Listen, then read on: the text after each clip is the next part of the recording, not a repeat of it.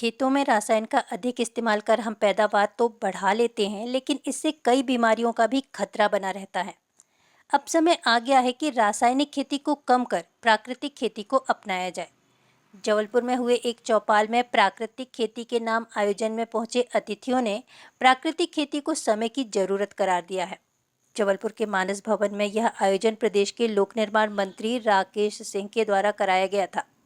प्राकृतिक खेती को बढ़ावा देने के लिए जबलपुर में एक चौपाल प्राकृतिक खेती के नाम से कार्यक्रम का आयोजन किया गया, जिसमें गुजरात के राज्यपाल आचार्य देवव्रत, मध्य प्रदेश के मुख्यमंत्री डॉक्टर मोहन यादव, कृषि मंत्री ईदल सिंह कंसाना और कैबिनेट मंत्री राकेश सिंह शामिल हुए। इस कार्यक्रम के जरिए राज्यपाल आचार्य देवव्रत ने अपने संबोधन में प्राकृतिक खेती के फायदे को गिनाया। राज्यपाल ने कहा कि रासायनिक खेती से हम केवल आने वाली पीढ़ियों को बीमारियां दे रहे हैं और खेतों को बंजर कर रहे हैं। ये कितना सरल है, कितना आवश्यक है। जिसके पास खेती नहीं उसको भी मैं आज खेती करनी सिखा के जाऊंगा। ये मेरा विश्वास है, ये निवेदन है। मेरा परिचय बंधु ने दिया, मैं शिक्षक हूँ। 5 गुरुकुल में हरियाणा प्रदेश में जिला कुरुक्षेत्र, अंबाला और करनाल में चला था। 5000 बच्चे देश के हर कोने के मेरे पास पढ़ते हैं और उन बच्चों को जो भोजन देता हूं मैं, प्राकृतिक खेती करने से पहले मैं आग की तरह रासायनिक खेती करता था। यूरिया, डीएपी, जंतुनाशक ये डालता था। एक दिन एक घटना घटी। आजकल के दिन थे, धान का खेत था। मेरा एक खेती कर्मचारी स्प्रे कर रहा था पेस्टिसाइड का धान में। वो स्प्रे उसके दिमाग में, मगज में चढ़ गया और वो खेत में ही बेहोश हो उठा के अस्पताल ले गए। 3 दिन प्रयास के बाद जीवन को हम बचा पाए। लेकिन मैं अखबार में आए दिन पढ़ता था, आप भी पढ़ते होंगे, भारत देश में हजारों किसान, एक दो नहीं हजारों किसान दवाई का छिड़काव करते करते मर जाते हैं। अब मेरे मन में इस घटना को देख करके एक विचार आया। तेरे पास माता पिता ने आज 1-2 बच्चे हम विशेष रूप से जन्म देते हैं, वही मेरे को सौंपे हुए। इस खेती कर्मचारी ने इस दवाई को न खाया था न पिया था, केवल छिड़काव से गंध मात्र से मर गया। मरते हैं लोग। तो मैं इस मासूम बच्चों को जो मुझे सौंपे हुए हैं, छात्रावास में रहते हैं, इनको मैं जो भोजन देता हूं उनमें तो जो साग भाजी, गेहूं, चावल, अनाज है, इनमें डायरेक्टली जहर को डालता हूं। ये महापाप है और मैंने संकल्प लिया, अब मैं ये पाप नहीं करूंगा।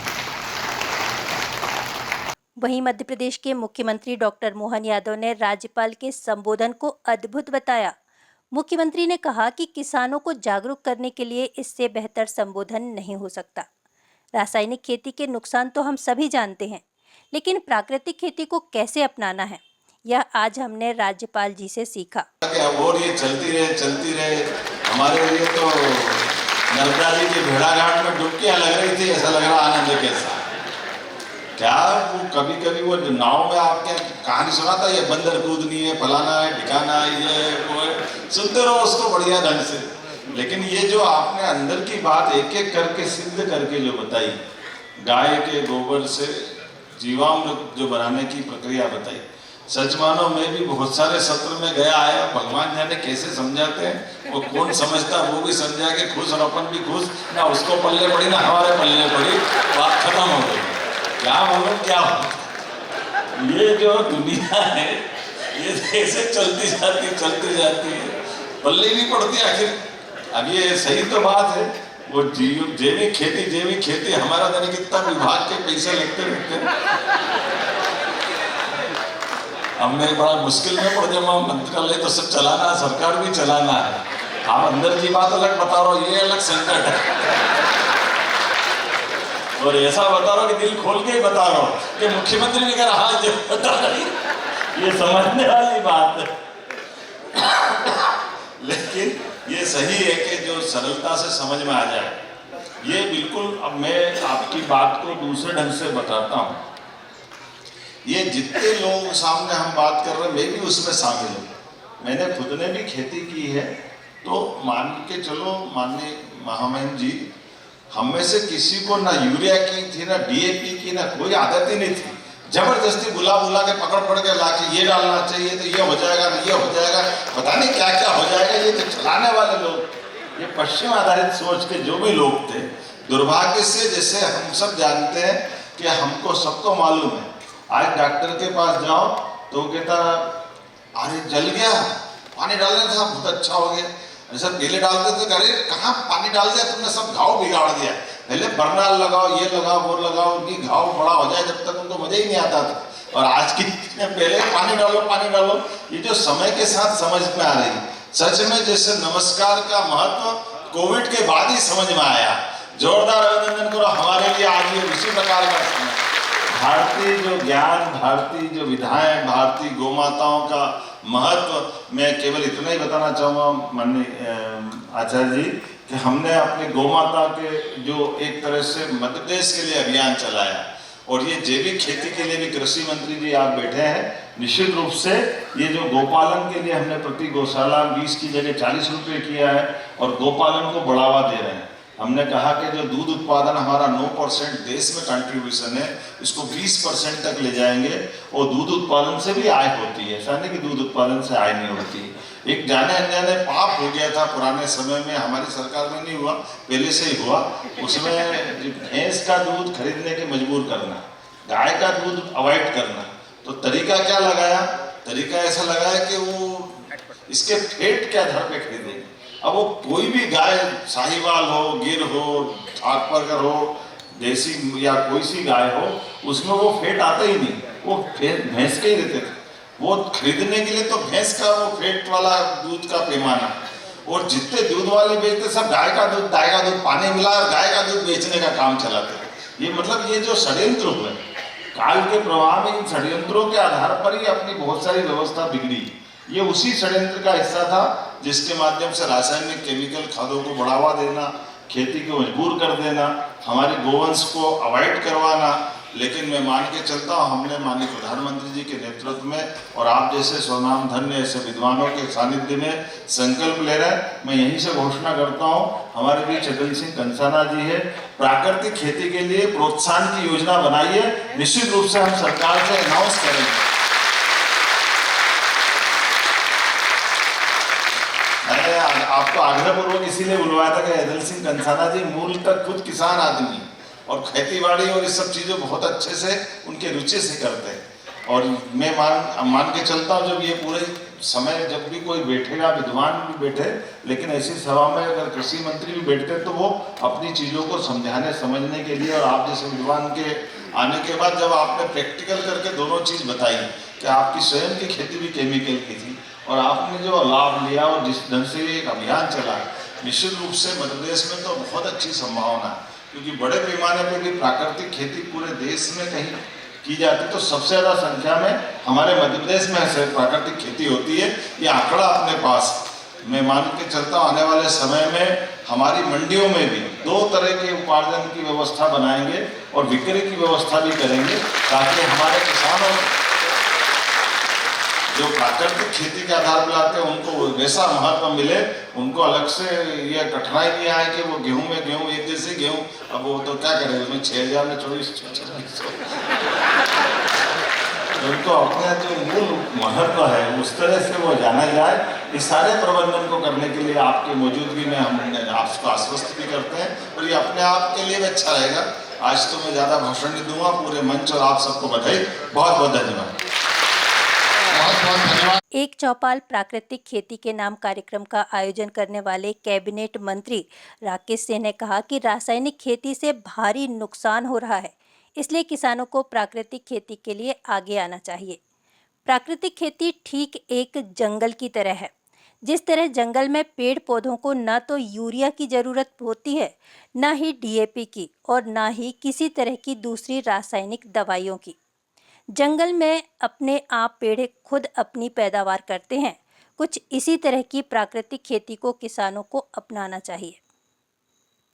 केवल कोई राजकीय उपस्थिति नहीं है, बल्कि ये प्रतिबद्धता है मध्य प्रदेश के किसान भाइयों के लिए, उनके भविष्य के लिए और आने वाली पीढ़ियों के लिए और आने वाले कल के भारत के लिए।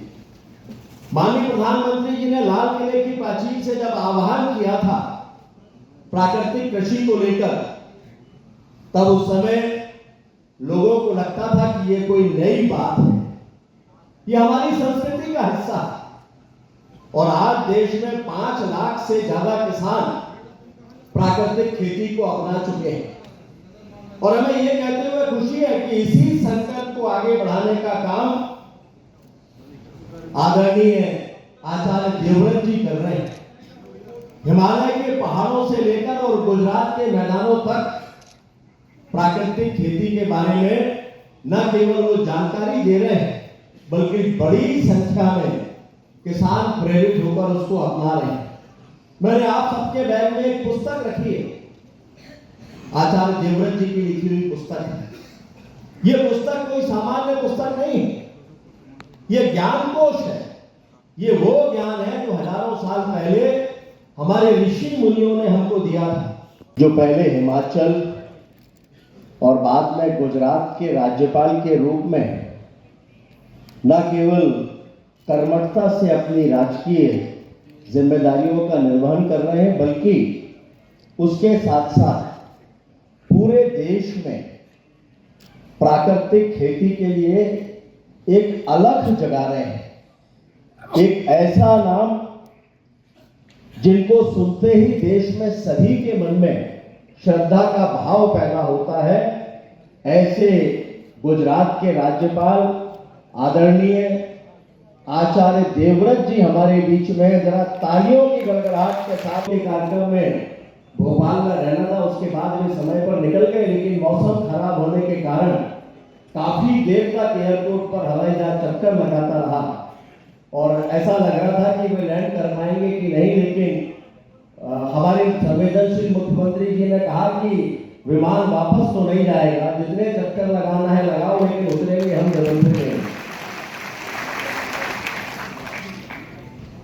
मुझे कहते हुए खुशी है कि आज का ये जो कार्यक्रम है केवल एक कृषि का कार्यक्रम भर नहीं, बल्कि हमारी पवित्र मां धरती और किसान भाइयों के बीच में हमारे बुजुर्गों के दिए गए ज्ञान का वो तादाद में है, जिसे प्रवाहित हमारे ऋषि मुनियों ने हजारों साल पहले ही किया था।